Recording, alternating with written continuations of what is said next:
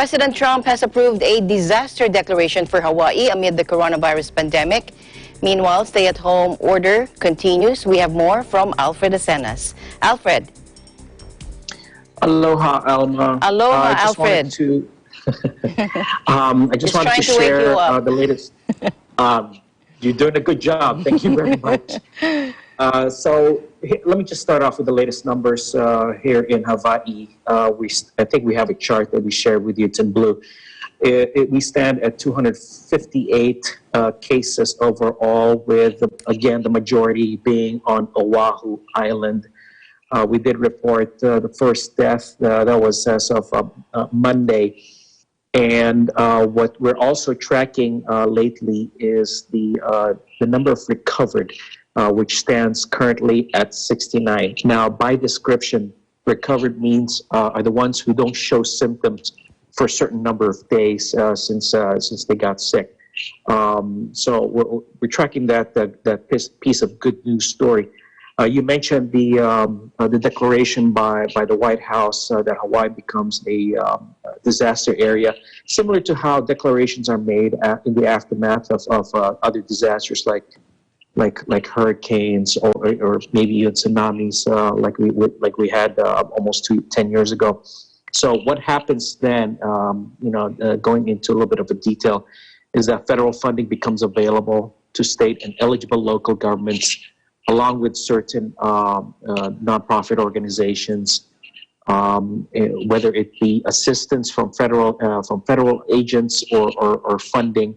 It will depend on the severity, we would expect other states, the bigger states in the mainland, to avail of such down the road. So it'll be an interesting to watch how this all plays out.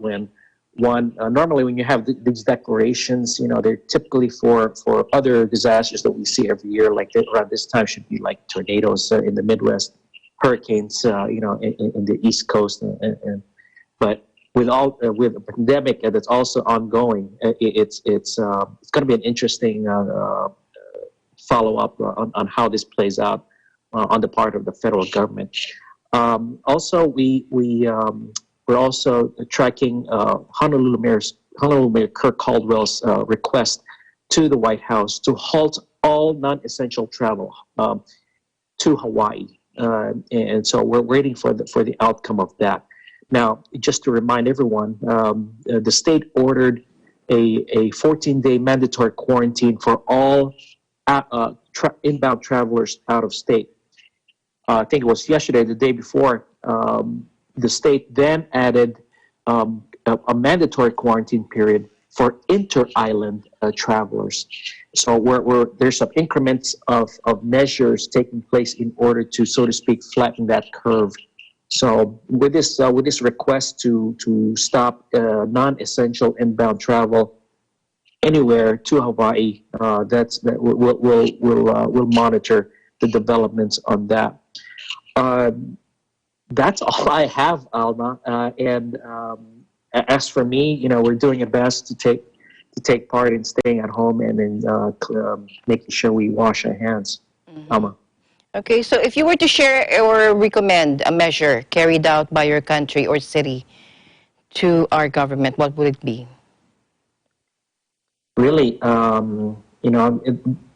even in these situations, there's always the aloha spirit to kind of remind one another, respect each other's distances. That, yeah, we have the urge to, fist bump but you can do that, from a distance. And I think it's just a matter of getting used to,